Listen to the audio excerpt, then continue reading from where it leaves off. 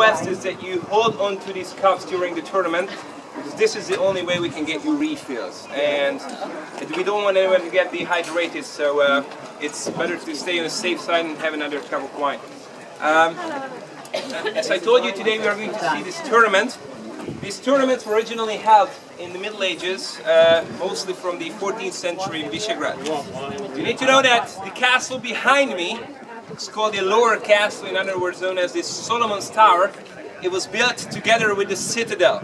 The citadel is another part of it. It's located on the very top of the hill. That's a strategic location, very hard to access, and this is the reason why they built it there. And these two buildings, they were connected by a wall. The wall comes from the hilltop, it's coming down next to us and goes down to the Danube River. So with the whole construction, they could completely close down the valley of Visegrád behind you from the Mongols.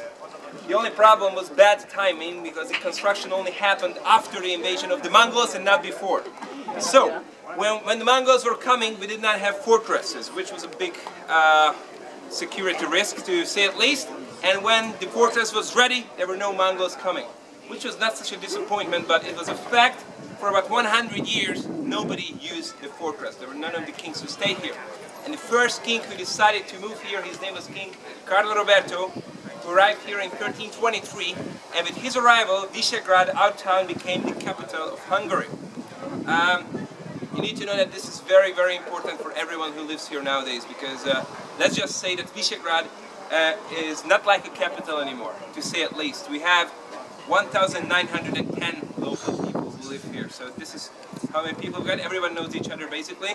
So now that you're all here, this number goes over 1,940, so thank you very much for visiting us.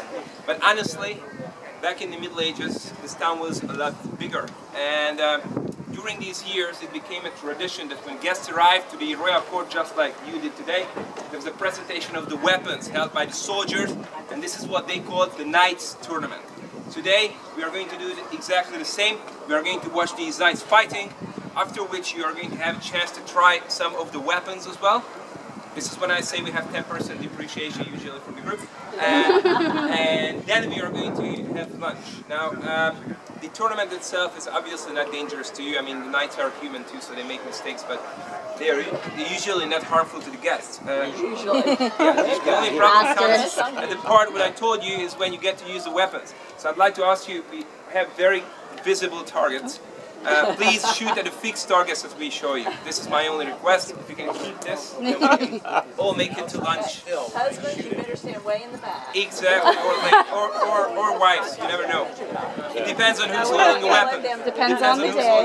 Depends on the weapon. Now, we're not going to let the women have the weapon.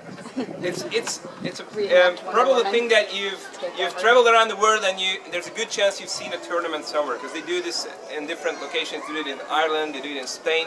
They do it in Las Vegas for some reason, Toronto, everywhere. It's a little bit different here. You're going to see it for yourself, and then you can obviously make judgment afterwards.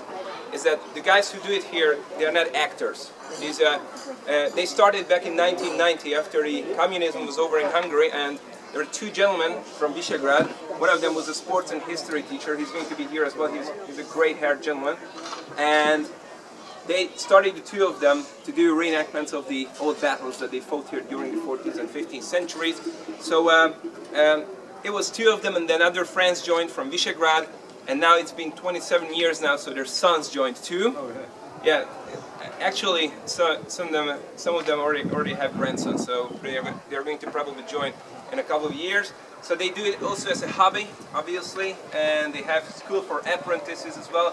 A little bit of humor and a lot of action too.